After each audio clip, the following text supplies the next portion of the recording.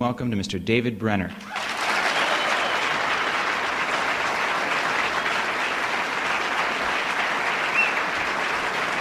Thank you. Thank you. Thanks a lot. Thank you. I'll tell you, well, that's a true bio. What I'm doing here, I'm not sure exactly what I was doing here, except that I wrote a book, and after I wrote the book and went on tour with it, it seemed that people start to see me in a different light than they did prior to that. Because in the form of communication, which is mass television, you really don't communicate. It's a one-way system. You talk, the others listen, and they don't get to know you, and you don't get to know them. And the idea of communication to me has always been an exchange of ideas and thoughts. So I thought that while I'm out on tour, and I go into some towns where there's nothing to do. I mean, you just look for marks and stains on the walls of motels, you know. And while I'm in those towns, I thought instead of just sitting in my hotel, walking around, going to pawn shops and hanging out in places I like to go to, what I would do is attend the local universities and maybe just spend some time with students, and it would help me enormously because I had to keep my pulse on what's happening in order to, on the pulse of what's happening in order to be funny, because I lose track of it myself, sort of in a kind of a cloister. I live in New York City, so I'm not really in the show business kind of community like here in Los Angeles, where I don't even own a Mercedes. I know that's hard to believe, but I don't even drive one. I don't rent one. So I thought this is a chance to maybe communicate. So I thought I'd just come out and take questions from you, and we just talk a while over serious or funny things. I just want to tell you something about the book, only because it gives you the background, and what he's told you is true. The book is divided into 5 sections: family, I know about my family growing up. I was an accident child and a late in life. Everybody in my house was on Social Security when I was born, and I mean, the fact I was thrilled when I saw my mother bend over. I thought this was a great thing that could happen, that she could bend. And then I realized other parents bend all the time, and I realized that something was wrong in my house. So I come from late in life. My brother is a retired college professor. He has his PhD degree. My sister has her PhD degree. I don't, but I'm very proud of them. There's no jealousy. I send them both money every month. I think it's a wonderful accomplishment. The second part of the book is about friendship, and it's very close to me. I'm still friends with the guys I grew up with on the street corner. Matter of fact, I'm having dinner with them while I'm out here in L.A. Two live in this area. So I grew up in a what's called a socially economic deprived area now. And when I grew up, it was called a slum. And I keep the same friends I've had all my life. We all hung out in a corner and got in trouble together, and we all grew together. Next part is about the neighborhood, which is about that slum, and then it's how I got out of the neighborhood, and the last part's a little bit of show business, but not your typical show business stories. So in those 5 areas, and plus I do mention I was a documentarian. So if you have any questions you'd like to ask me, I'd be glad to just spend some time with you and field whatever questions you have. I understand there's a microphone set up on the side somewhere. Is that it? Yeah, you have a question? No, you just set up with the microphone. So if anybody does have questions, you know, if you get up with the mics, it's tough to see from any stage, and or if you want to just raise your hand, I'll field them right from here. So if you want to know anything about me or about people I know, I don't know many people in show business. So, well, see, that was the problem. What kind of documentaries did I do? I ran the gamut of human problems, starting out with overcrowded prisons and an improper correctional system. It's poverty, the misconceptions of welfare, which was my last documentary. I did 115 films, and I won 26 awards, including an Emmy. The problem I had is that after doing 115 films on problems, I realized as I went out to do my 115th film on poverty and welfare that I had done 6 poverty films.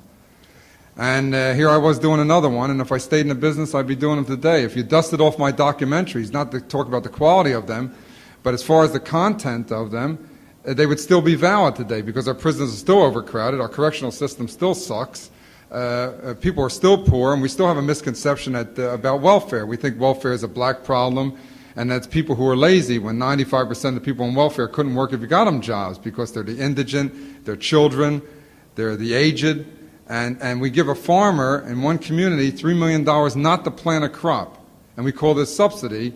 And we give a community $1.5 million to subsidize children, and we call this welfare. Well, that problem exists today. And the reason all these problems, I think, in my opinion, exist today is because we really don't give a damn about them. Because if we gave a damn about them, we'd be concerned with that rather than putting up a protective shield in space to save us from getting bombed. So I got frustrated. I felt like I was banging my head against the wall, and I thought instead of trying to solve people's problems, let me make them laugh for 45 minutes a show and take them away from their problems. So I made the transition from documentary to comedy. And that's why I did it. Maybe you'll do a documentary and change something. Though I doubt it.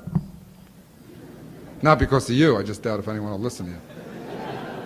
Yes, what else? Mr. Brenner? Yeah. Over here, on your Oh, I thought you had a left. loud voice. I'm glad you're on a mic. I read in an article somewhere that you played a trick on Sonny and Cher's manager with the peanut butter. I wonder if you could tell us a story about it. Well, what I did, I wrote about it in the book, and you would ask that, wouldn't you? I love practical jokes. I've always been into practical jokes. I was born in 11 months, to give you an idea, my mother.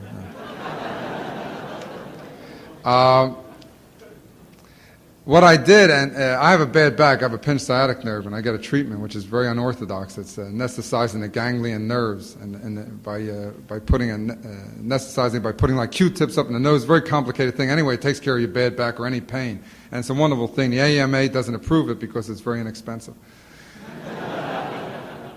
And there was a fellow on the trip named Jerry who was a road manager for Sonny and Cher, and he had a back problem, and he knew about my unorthodox treatment. And I told him there was a doctor in South Carolina who could treat him, but it was also unorthodox, but it's a shame we're not going to South Carolina. And he came back 20 minutes later and said, hey, we are. Now, the reason I did this is because Sonny and I used to play great practical jokes on each other. He once stole all my clothes, I once stole all his furniture. I filled this room with helium balloons, he couldn't get out. I surrounded him with tall people, things like this. And I said to him, I think I'm a better practical joker than you are. And he said, no, I wasn't. I said, I'll tell you what, would you say I'm the best if I could get a guy to put peanut butter up his ass?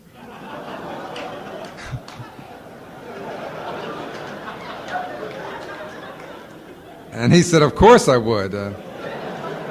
I said, I'm not talking about, a demented person. I'm talking about a normal human being. Self-inflicted. It's very rare. I mean, when someone's not looking, you probably do it, but it's self-inflicted as an achievement. So we made the bet, and Jerry said that, gee, he would love to meet this doctor, and I called ahead and hired an actor to play a doctor and bought all the equipment. And then it had to be in front of Sonny and his manager as witnesses that this human being would do such a terrible thing to himself. The only thing we decided was it was my choice whether it was creamy or chunky, so... And what I did is I had this doctor come in, and he was supposed to be from when I was in the Army. I was in the 101st Airborne, and we made up a whole story about how he had cured people's backs, the guys who jump, and you always get screwed up when you jump. And he came in and he told Jerry to first get undressed, and Sonny was there with his manager, Dennis Pregnolato, and Jerry got undressed. He said, walk up and down. He said, did anyone ever tell you walk up more on one side than the other? And he said, no, which sounded strange. I mean, why would anyone think they walk more on one side than the other? Anyway. And then he said, all right, he was naked. And he said, I'm going to give you certain things that's unorthodox. And anyway, to make the whole thing shorter, I got certain things, like I had man tan, which was a thing you put on to get tan, fake tan. And I had him put that under his arm, so now he had brown armpits. And then I had Pepto-Bismol and baby oil put on the bottom of his feet and had his feet tickled for 5 minutes. And he had to do this every morning. And then another thing is the doctor gave him a nose guard. He had to wear it, but only when he was indoors. Of course, air is impure. And then he finally, after going through a whole series of these things, and Jerry was brown and pink and wet and oiled, and he said, now this is the main part of my treatment. And he opened it up and he said, now tell me what you think this is. And Jerry smelled it. He said, gee, it smells like peanut butter. He says, very good, because it has a peanut butter base. And what you must do...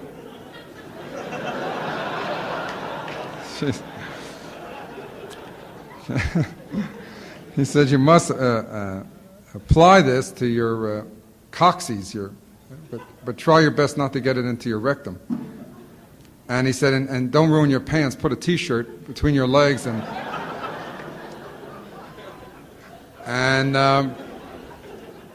Jerry took a handful, and about 2 seconds later, I was the king of practical jokes. Okay. Yes. Mr. Brenner? Call me David. Oh, you have a woman's voice. That's amazing. On your Oh, I'm left. sorry. Sorry. I wanted to know whether you have any aspirations for commercial movie pictures.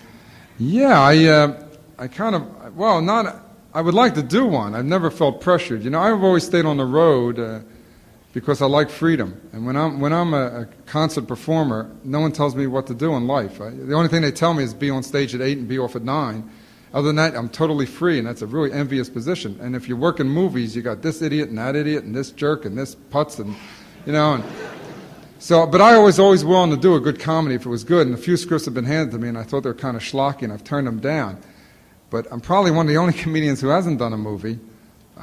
There's talk now from the book that somebody's interested in maybe a diner kind of movie, or else how a kid gets out and becomes something. I'd be very interested in doing a movie because I'm a movie buff. I love movies. I love to go and see myself up there, you know. No, it'd be a thrill. All of a sudden, there I am, 20 feet wide. And but if it was a good quality film, serious or funny, I would do it, of course. I'd love to make films. Thank you. You're welcome. Yes.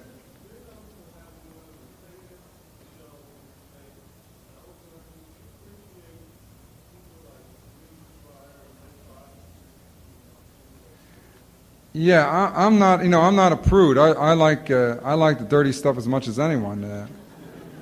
You know, the reason I do it has nothing to do with that. I'm a big fan of Pryor's and Carlin's and all the other guys, and Red Fox and Hackett and all the guys who use all the dirty stuff. The reason I stay clean is I do so many Tonight shows. I got to get ready for them, and you can't do dirt on the Tonight Show. So why waste the time doing it? That's one reason. Another reason is because I think an entertainer's job is to entertain. And I don't want to get anyone uptight or embarrassed. And if there's a kid out there, he's not going to be embarrassed, but his parents will. You know. If I work clean, no one's going to walk out and say, "Geez, did you hear all that clean stuff? I mean, I don't believe it." You know what? You know. And another reason is completely selfish. You see, I've always been an admirer of the classic comedians, who I think were the greats, the old timers, and they all work clean. And it's more difficult to get a laugh being clean than being dirty. I mean, any punchline with a good 4-letter word at the end, you've got the audience laughing. It may be embarrassed laughter, but you'll get it. So I worked dirty in the beginning, and a writer who's passed away now named C.J., when I came off stage, I was a comedian maybe 5 months, and he walked up to me. He was a very good writer. And he said to me, "You know, David, you're good enough now to be clean." And I cleaned up my act that night. So that's the only reason I do it. I'll fuck around like anyone else, you know what I mean? But not on stage. Yes. Oh, I'm sorry. Microphone. Yes. Someone else at the mic?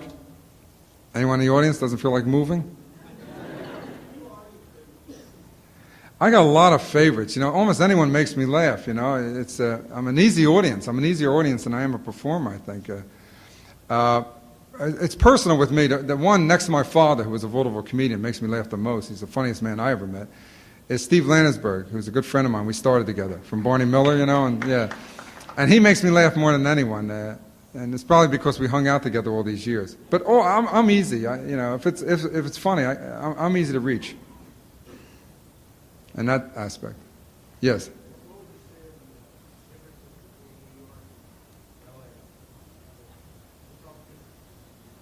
We don't have time to talk about all the difference between New York and L.A. Well, you know, they're opposites. You know what I mean? If you like night, you shouldn't be here. Because, you know, if you like night, and let's say you get hungry 3 in the morning, well, let's face it, you got to go to the ocean and stick your head and suck a fish. I mean, what's here? I mean,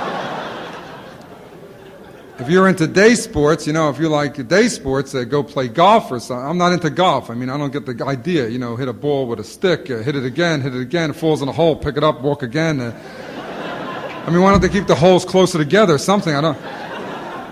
So I'm a real night person, and I grew up in a street corner, you know, hanging out with guys and you know, hanging out, and I like to hang out to this day, and, you know, and I like the kind of funky life that I always had, except I got money, I can afford not to have it now. So there's such a vast difference. I mean, the West Coast and the East Coast are just entirely different. I mean, palm trees, Mercedes-Benz, I mean, we don't have that, you know. We got, and people, everybody out here have a nice day. I can't take that, you know.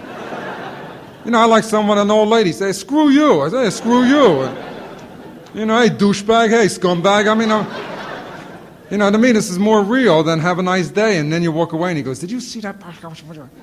I'd rather they say it to me. And the other thing I have a trouble out here is they ask you a question. When you ask them something, they ask you back. I mean, you say, can I have a quart of milk? And they go, a quart of milk? I always think there's a sign going up behind me, quart of milk, and they're reading.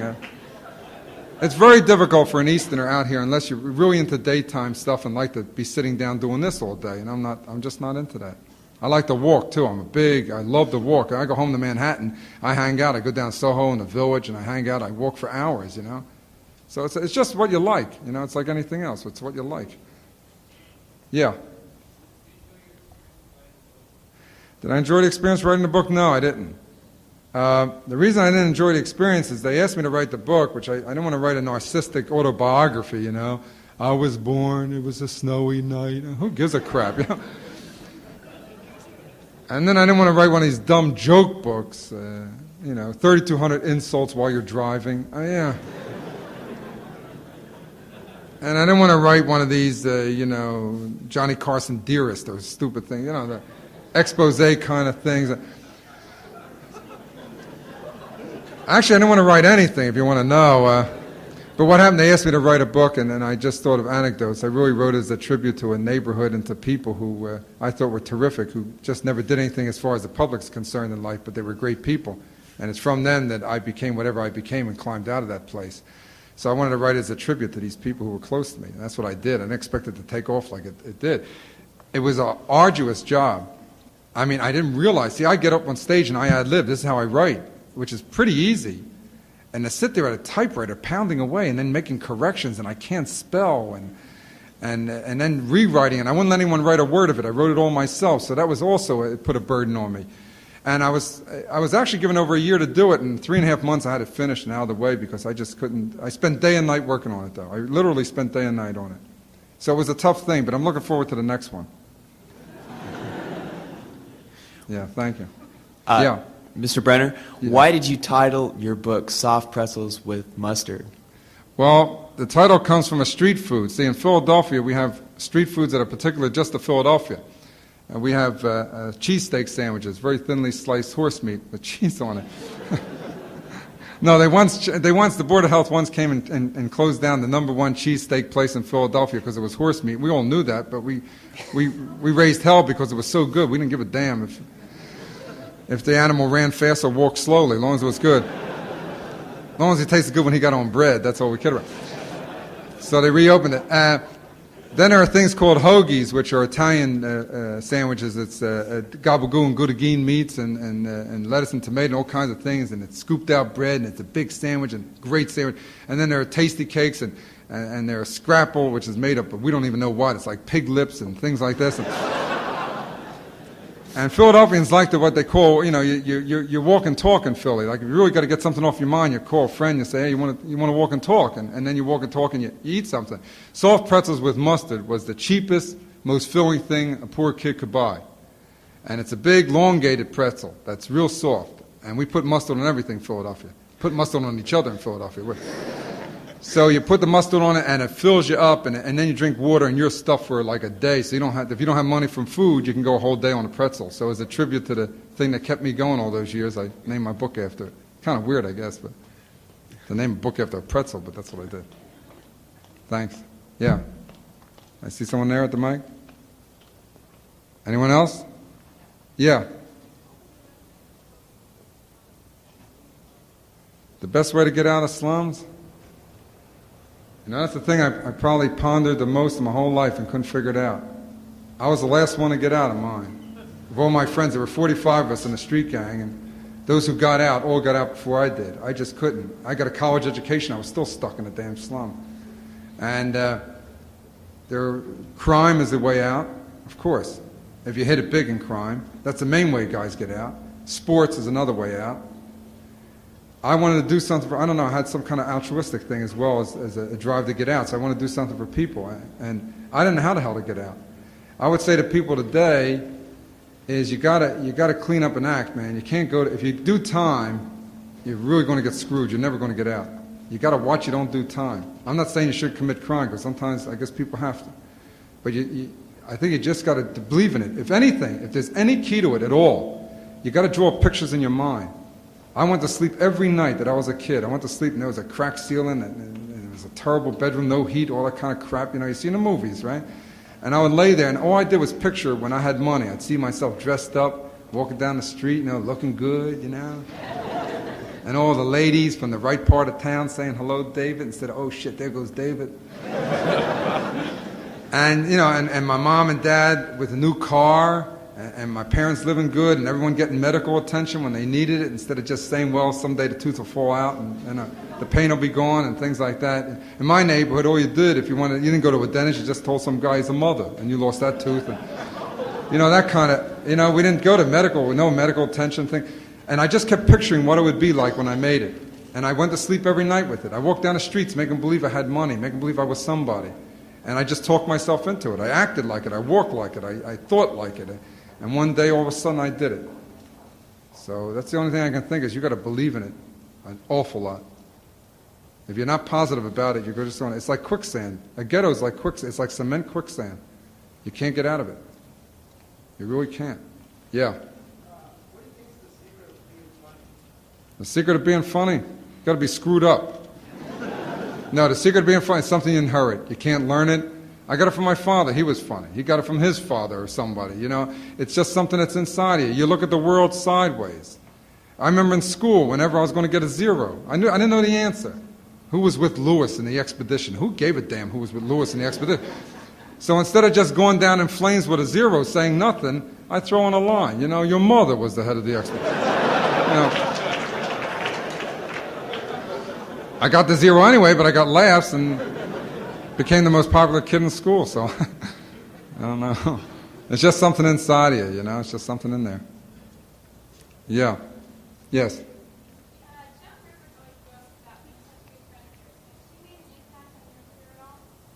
Joan who?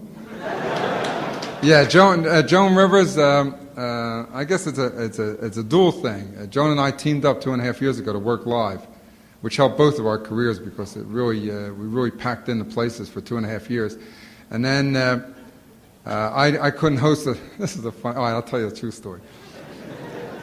I hinted about this in TV Guide. This is a great story. The Tonight Show called me up and asked me to host it for a week. Now, I was like, you know, really hosting the show a lot. I've done the hosting 69 times now. They asked me to host it for a week. We looked up our schedule. Friday and Saturday, and I believe Sunday nights, we were in Texas. Joan Rivers and I were in Texas. So my manager said, what are we going to do? You know, we were in Texas with Joan. I said, hey, we can't, you know, screw Joan out of a gig. You'll have to turn down a Tonight Show. I'm not going to take it, you know. What are we going to tell Joan? We canceled the engagement? If we can't postpone it, you know, forget it. So we couldn't postpone it, so we called the Tonight Show and we said, no, we're sorry, we got an engagement with Joan Rivers and we can't do it. So then the Tonight Show called Joan Rivers and said, how would you like a week? She had never done a week before. She said, of course. So I lost the week and a gig in Texas, and as a result, she was so terrific, and she is terrific, that she's gotten a lot of hostings as a result of that 1 week. So in a sense, we exchanged and helped each other. No, she's really terrific, and she has helped me. It's great to work with someone that damn funny, and she is that damn funny. Mr. Brenner. Yeah. Over here. Oh, I'm sorry, my ears to your are... left. Did you ever consider hosting a show yourself, such as The Tonight Show? Yeah, I'd like to do it. The problem you have there is, first of all, I don't think Johnny Carson's going to retire. I think if he does, he'll take the show with him. I think talk shows are reaching their ebb anyway. I think they're just about winding down. There are very few left on the air. And I think that when they do have a talk show and a host to pick for the talk show, they like to go with an unknown primarily, because it's like fresh blood. And if you notice something, if you think back, every host of every talk show has always been a white Anglo-Saxon Protestant from the Midwest with no nose, no lips. I mean, this is what they pick. There's an image in America that this is what they should be. And they never pick an ethnic type. You don't have a Puerto Rican host, you don't have a black host, you don't have a Jewish host, an Italian, hey, good evening, hey, what's up, you know. You want to see a good show tonight or what, you know. However, I would be glad to accept one. I am, and I can tell you this, it's not, I'm in the final stages of the first stage of possibly doing my own television series, a situation comedy show that I've written, because I'm tired from the road. Like I said before, I'm not tired of performing, I love it, but I'm tired of traveling. So they've asked me for years to do one. I've always turned it down because I love my freedom so much. But now that I can own it as well as be the author of it, I'm thinking of doing it. And that would be a sitcom. Yeah. Also, what do you feel is the role of troops such as Second City in terms of providing future American comedy people? In my opinion, Second City SCTV was the finest comedy show on television, in my opinion. Right? I love that show, and I hardly ever watch television. I love that show. Original and clever, and they reached out an extra inch to get to something that people didn't go for. I thought they were wonderful. I knew they were going to get canceled because of that. I thought the original Saturday Night Live was great and innovative. And I think they play an important part because you can see the guys who came out of it, Bellucci and Aykroyd and Murphy and Chevy Chase and all the people who came out of those things, and Gilda Radner, and it's wonderful what it does. It's a great stepping stone. They didn't have that when I started. They had the Tonight Show and Frost and Douglas and all these things. These are wonderful stepping stones for today's comedians, I think. Comedy actors, too. Yeah. Yeah, of course I like him. I got to see the new movie. I hear a guy blows up in it. I got to see this. Any movie has a guy blowing up in it, I'll go see. I'm a sucker for people blowing up. Yeah, I like him very much. I like anyone who's different, and just takes an extra step. The comedic mind. I love the comedic mind. I think it's wonderful. Not because I do it. I really like other people's minds. Yeah. Yes. My first job, my first engagement. Very good, very similar question. My first job was at a place called Pips in Sheepshead Bay in Brooklyn.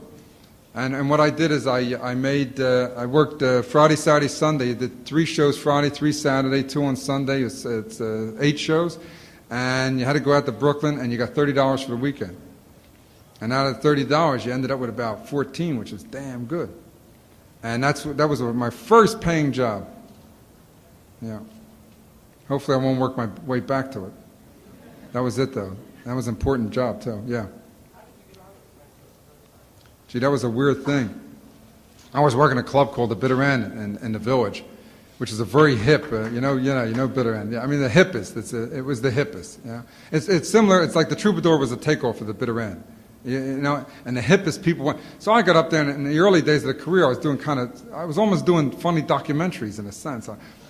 I was talking about, real radical stuff, because I was kind of a radical as a filmmaker. And I was up there really knocking both sides. I knocked both sides of the political spectrum. I didn't just pick on the conservatives, I also picked on the liberals. What I found out later on is that when you pick on the liberals, everyone laughs. When you pick on the conservatives, only the liberals laugh, which says something right there. It's true. And so anyway, I was doing very hip stuff. I didn't know that a young agent had brought the talent coordinator in from the Tonight Show to see me because I had like a cult following in New York. I was a comedian 10 months at that time. And I didn't know he was in the audience, and I did all this hip stuff, and he hated it. He called it vomit material, and he said I would never get on the Tonight Show.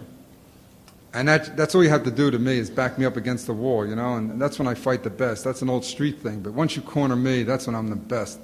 And I got PO'd at that, so I went out to prove that how wrong he was, and I spent the next few months, 7 months, really working and grinding to get a good Tonight Show together. And then I went up and I auditioned, cold, in a little theater with about 30 people. And he was there, and I blew it apart. And he came up, he was the first one to apologize. He said, I was wrong about you. That was in December, January 8th of 71, I made my debut. That's how I did it. Just cold audition. Yeah. What else? Yes. Oh, I didn't hear you. I'm sorry. I didn't ignore you because you said something else. Yeah.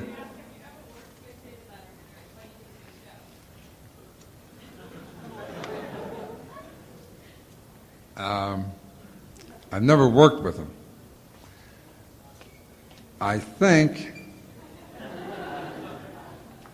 if there's anything wrong with the show, it's not his fault. I think if there's anything wrong with the show is because they let him out of the starting gate much too soon. How do you know what makes people laugh if you haven't traveled around the country making them laugh? He didn't work. He was the brainchild of an executive who thought he was great and gave him his own show and then gave him $1 million to wait until he got the next show. And he really didn't get a chance to work out. So he's learning as he works. And it's unfortunate for him because he probably has a lot of talent that isn't going to be realized because, how do you find your talent? You have to be bad in order to be good. I went out on the road for years and I was bad in order to be good. Richie Pryor was bad. Cosby was bad. Carlin was bad. All of us were bad. But not for paying jobs and not on television. You can't be bad on television. It's not his fault if there is a problem. But he has a great rating, so maybe there's no problem. Some people like me and don't like me. Some people like David Letterman and some don't. It's individual taste. What do you think? Now, what do you think? You like the show. Okay, see? How many people like the show? How many of you don't like the show? Okay.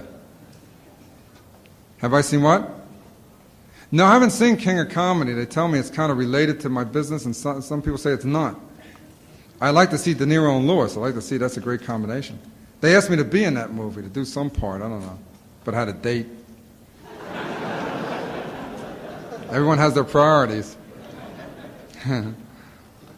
Yes.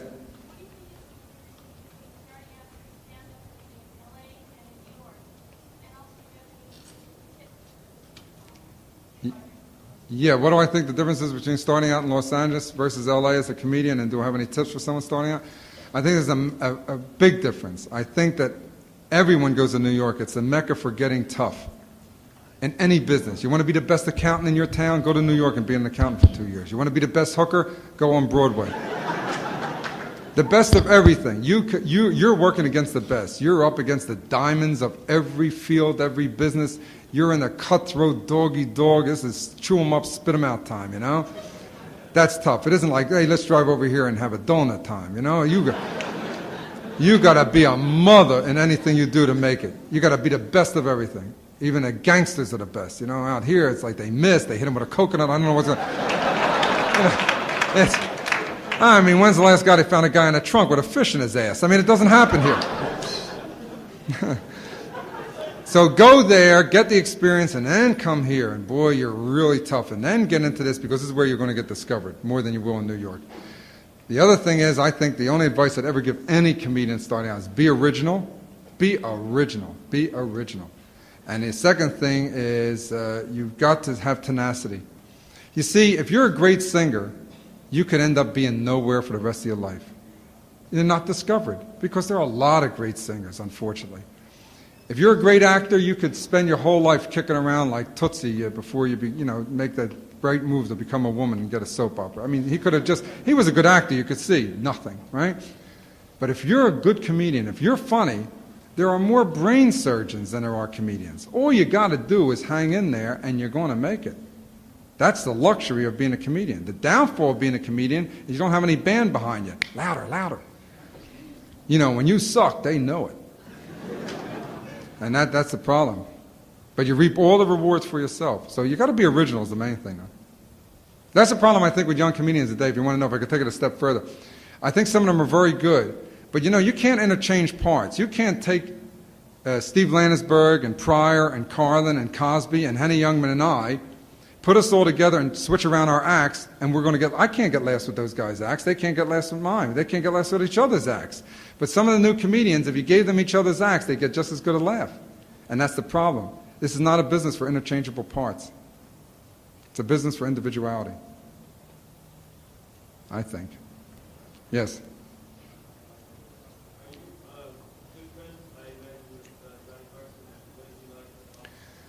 No, I'm not good friends with Johnny Carson. Johnny Carson has a few good friends, as I do. I'm friendly with Johnny because he gave me my start, and we're friendly. Yeah, sure, we're friendly. We could sit and have lunch and go to dinner together. Johnny's a guy who stays by himself, and I am sort of too. And his kind of friends he hangs out with, I hang out with mine. I'll tell you one thing. He's everything you think he is on television, plus more. He's hipper, brighter, sharper, funnier, more astute, more aware, more sensitive than he projects. That I can tell you. So you got one hell of a dynamic personality there. Be a shame if he ever went off television, in my opinion. Not because I'm doing a show tomorrow night and I need it. You know what I mean? How come you and Joan Rivers don't perform in L.A. together and you perform everywhere else in the country? Yeah, matter of fact, I haven't performed in L.A. Since 1974.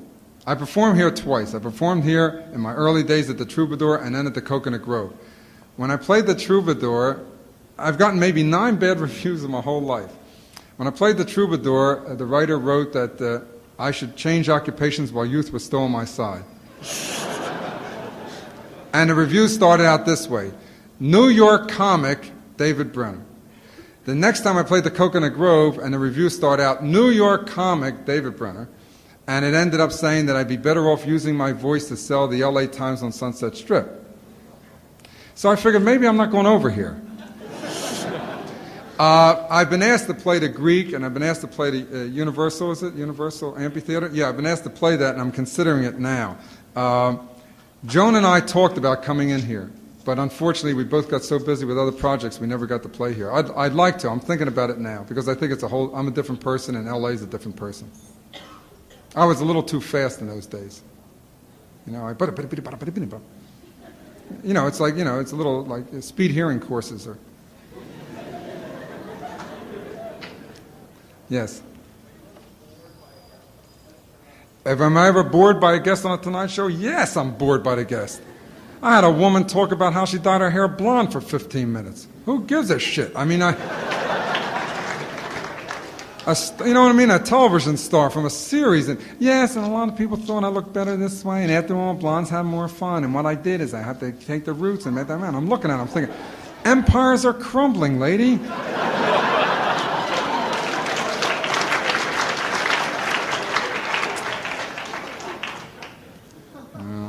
Yes, I am. Yes. Since your humor does have a lot of New York, Philly influence, does that work to the disadvantage saying Tulsa, Oklahoma? No, as a matter of fact, it's a great advantage.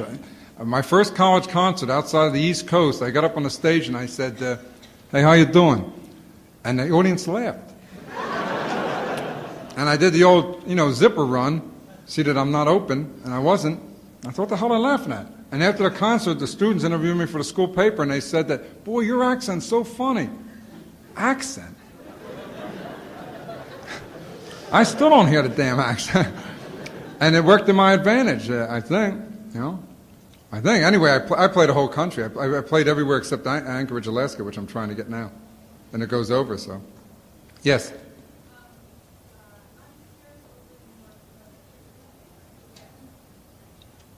My most interesting guest,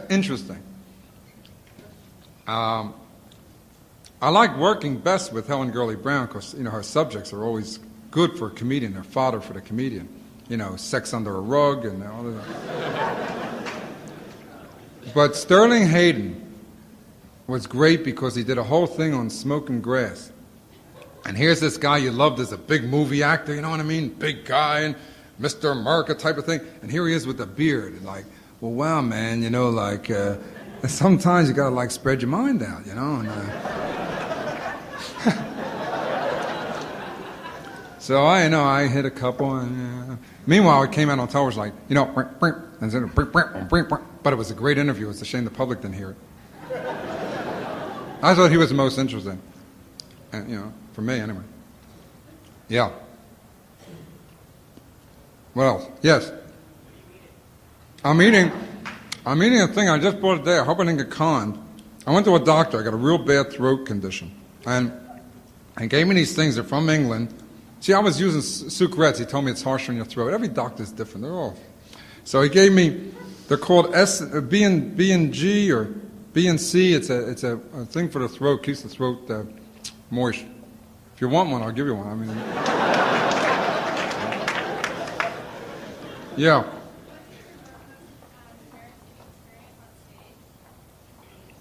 The most embarrassing on the stage?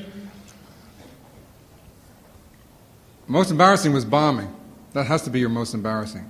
I once worked with Sly and the Family Stone. Mistake?